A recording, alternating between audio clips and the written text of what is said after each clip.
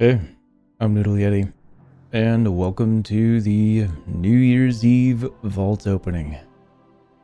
Yeah. Anyways, let's see what I got done on this blood DK here. I think last time I forgot to turn on display capture, so I couldn't show the spreadsheet here. But let's go ahead and see what we got done as blood. Looks like we +2'd an 8 Arakara. That's kind of interesting, I guess. So let's go ahead and see what we get out of our vault here. Our new IO is now 2375, which feels really cool. And now I think we're pretty much on to only... Oh, we're going to lose some speed with this, and that kind of sucks as a blood. Do you know what? It's an upgrade. We're pretty much on to only 9s now, and if we want to actually replace that 10, so it looks like the only ones we don't need now are Dawn, GB, and Miss. Everything else we can go ahead and try and shoot for at that 9 level. Man. Rest in peace, speed. We're now going to be slow again. That's okay. Yep, had fun on blood. Just that one key, it was nice. I'm starting to realize that blood is kind of like that relaxing tank pick where it's really nice just having to only worry about yourself and not have to worry about anything else. So that's one of the things I really like about this this particular tank. I can see why a lot of the I hear a lot of news about how other tank players really like to play blood and they love it when it is good. And I get that now. I mean, it's purely self-sufficient. I don't have to worry about anybody else. Only my own mistakes matter for me. I don't have to worry about like, oh, missing a dispel or missing a something or other. So yeah. Blood's nice. I think I am going to move forward with just doing 1 key a week on blood for the rest of time, I guess. Well, maybe not for the rest of time, but I'm sure you guys get what I mean. Go ahead and just keeping familiar with blood. So anyways, let's go ahead and move on to the next tank here. That's enough rambling about nothing. Alright, here we are on Guardian Druid, and guess what? We're officially over 2k now, so we can finally retire this guy until... I don't know if they ever do like a rework. Or actually, wait, they are going to be doing a rework here pretty soon. Dang it, I was hoping to not play this guy, but I guess I'll try him out for a little bit. If I don't like the rework, then I'm just not going to play him. And that is a really cool transmog. You see that? Well, not the one on the right. I'm talking about the one directly in the center of the screen here. You got the Christmas trees and the... Yeah, anyways. Wonder if that guy knows it's no longer Christmas. But anyways, we got 2k.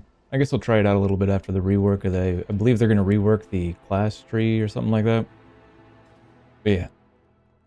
I spent the Mark of the Spelunker on some gloves. Let's go ahead and see what we get. I did get a +2/7 Dawnbreaker done. And it looks like it got us some Hero Track Shoulders of Haste Mastery. We don't need them. I like the stats on my other one better, so we're going to just go ahead and take coins. We're going to take that 1,000 gold. I have an extended supply Bam. of goods Bam. for Outlanders. Bam.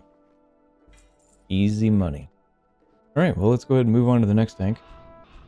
Alright, here we are on our prop paladin. We are now 2158, and we got a 7 Siege of Borealis 2-chested last week. That was kind of nice. So let's go ahead and see what we get. I also catalyzed the Hero Track Shoulders I think we got with the avoidance on them. And so it's looking pretty good. I actually don't know where I got them, if I got them from the vault or if I got them from a key. I don't remember, but I just did what's it called just before this. Catalyzed them just before this. That's a nice cape. It's crit mastery. I like the stats. Unfortunately, I don't know. My heart's still broken about Avenger Shield, so I'm pretty sure you guys are aware of that if you've been watching this at all. My heart's been broken about Paladin ever since they took away that holy power from Avenger Shield. But it's okay. At least we got an upgrade. We do need to transmog this off, but you guys don't need to see that, so let's go ahead and get to the next tank.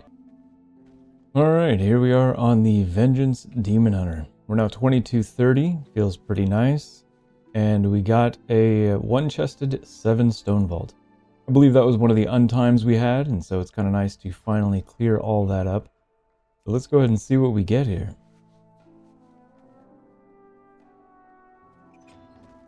War Mantle of the something or other, which we already have at a higher eye level. Cool, so we're going to take coins then and take a free 1,000 gold.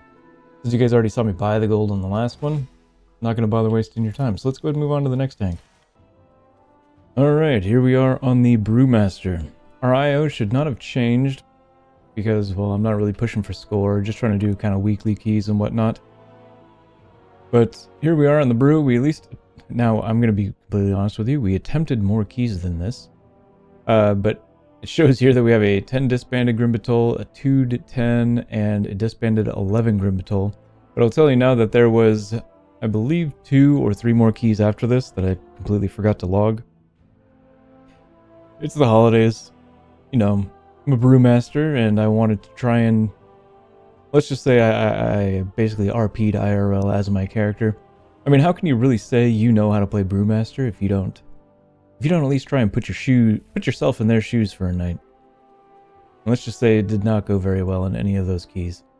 But we got it done. We got at least one weekly key done. So let's go ahead and see what we get here. Hopefully those people can forgive me. And we got Unbreakable Beetle, or whatever. Myth Track Riss. Crit Mastery. Unfortunately, I think we need Bands of the Undergrowth, if I'm not mistaken. I think... Let's see here, because we got this new thing here. What is this stuff? Citrine, healing, secondary stats. I'm not quite sure. I think I'm just going to take this because it is an eye level thing if I upgrade it all the way. And then going into next season, it'll provide us just a bigger boost. I think that's what I'm going to go ahead and just do, especially since I know I don't need a socket or anything like that. I'm just going to go ahead and take the risk. But yeah, hopefully those people can forgive me. I was RPing as Brew while playing Brew. I really wanted to try and understand what my character goes through. And apparently it is very difficult. But anyways, that is the Brewmaster. He's a nice comfort pick. I like him. I'm starting to definitely see how Brewmaster has had their... Basically, the Brewmaster developers kind of dropped the ball when it comes to Mythic Plus and Brew development. It's not a terrible tank. It's just not good. You have to actually like it if you want to play it. That's the kind of tank it is. That's the impression I'm starting to get. But anyways, let's go ahead and move on to the last character, I believe. I will go ahead and give you a spoiler. We're not going to go to the warrior because I've actually been so excited about this last character, which I showed off last week, that's all I've been doing. Like anytime I have free time that's not RPing as a brewmaster or getting my weekly keys done, I'm playing that one. So yeah, let's go ahead and swap over. Alright, so here we are on the Subtlety Rogue. I'm actually doing pretty decently. I'm up to 593 eye level. I definitely need a few pieces of gear for sure. An offhand of some sort. I believe Subtlety can actually equip swords and other one-handers in their offhand, just not their main hand. I also crafted a few pieces, as you can see. I put this versatility embellishment on there, and I also got the armor one or whatever. But I definitely need an offhand. I need a neck. I need another thing of some sort. Oh, I guess that's it. Alright. Wait, 645. Wow, that's a big neck. Or big ring. So I guess I only need 2 things. That's kind of nice. But I got a whole bunch of Mythic Zeros done. I don't have any score yet. But hopefully, if we get a dagger here, I'd definitely be willing to start pushing into keys. But if not, I'm going to be running, I think it's Mists. I can't remember what dungeon I was running every day. But either way, let's go and see what we get. Wow, 3 options here. We got Harvester's Edict. That one's the mastery one. And it either does shadow damage, which I believe... Oh, I wonder if my talents that increase shadow damage actually affect this. If it does, that would actually be kind of overpowered. But either way, that is a lot of mastery for 15 seconds, which means... And it's actually kind of good, because our CDs... We can kind of spend them a little freely, which means that we have some wiggle room on holding these to see if we can get one of these trinket procs. Pick it up, and then dump our CDs into this massive mastery window. But anyways, we got a champion pantaloons as well as some champion gloves, which we have our crafted one on that slot, so we're going to ignore that. You know, it kind of sucks because all my stuff is just veteran track and we don't have any tier yet. I'm tempted to take the pants just to turn at least these champion things into tier. But this trinket just sounds like a lot of fun. Give me 1 second here. I'm gonna think about this. Alright, so I've thought about it for a little bit, and I think I'm just gonna go ahead and forgo this trinket. It's definitely, I really like this trinket. I find it to be fun. I find it to actually like change gameplay, change the, it, not like an incredible amount, but enough to, I don't know, enough for me to like, I guess. I just wish it was a lot stronger than it is. I don't know, whatever. Either way, I'm going to take these and turn them into tier. So that is that. And I'm starting to put my argument together for the kind of funnel video or whatever, explaining what funnel is, explaining why padding can actually slow your group down. Give me 1 second. Yeah, so I've got the notes pretty much, I've got the outline kind of done of what I want to talk about, and now I just need to kind of go over and do some basic math or whatever, just that way I have some numbers to show. Maybe even put together some little infographics in MS Paint or something like that. Whatever free program I can get my hands on. But yeah, funnel damage. It's important, and I kind of want to talk about it. And that's pretty much my vaults, I guess. I don't think I have anything else to say. I mean, shoot. Subtlety's a lot of fun. These are the talents that I've gone with for now. As far as the class tree goes, I'm going back and forth between this center column and this left column over here. I'm not quite sure which one I like, because this Thistlety one is kind of nice.